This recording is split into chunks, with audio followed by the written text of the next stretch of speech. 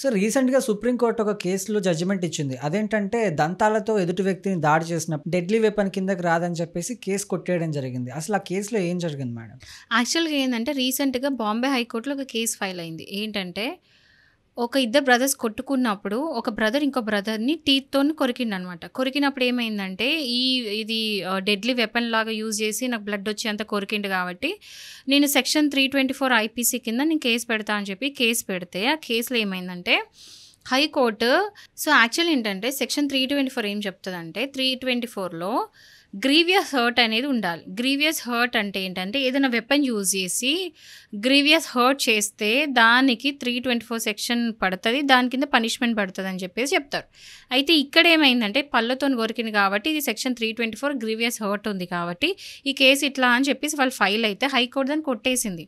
And ఈ కేసులో ఏంటంటే ఒక supreme court judgment Shakeel Ahmed versus high court of Delhi కేసుని ఒక ఎగ్జాంపుల్లా చూపిస్తూ సైట్ చేస్తూ ఈ కేసు అనేది వేయడం జరిగింది. అండ్ బాంబే హైకోర్టు దీన్ని కొట్టివేసిండ్రు. ఏంటంటే ఇది ఇప్పుడు గ్రీవియస్ హర్ట్ కావడానికి ఒక డెడ్లీ వెపన్ అనేది ఈ పళ్ళు మాత్రం డెఫినెట్గా కాదు.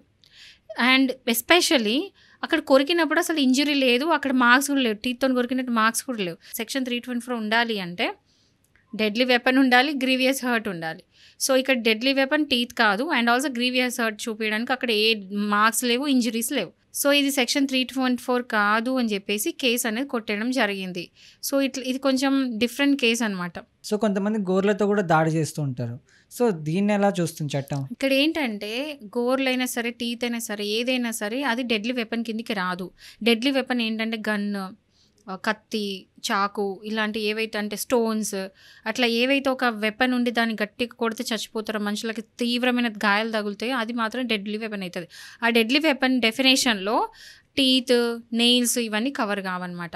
సో పళ్ళుతో కొరికినా కానీ లేకపోతే ఈ నెయిల్స్తోని ఇట్లా గీకడాలు అవన్నీ కూడా ఏమవుతుందంటే సెక్షన్ 324 కాకుండా సెక్షన్ 323 సింపుల్ హర్ట్ అయిపోతుంది అనమాట. అది ఐపీసీలో వస్తుంది. అది కూడా హర్టే, అది కూడా కేసు అవుతుంది. బట్ 324 కిందికి రాదు అండ్ కాగ్నిజబుల్ అఫెన్స్ కాదు, అంటే పెద్ద అఫెన్స్ కాదు. ఇది చిన్న సింపుల్ హర్ట్ కాబట్టి సింపుల్ అఫెన్స్ కిందకి వస్తుంది. Okay, thank you ma'am.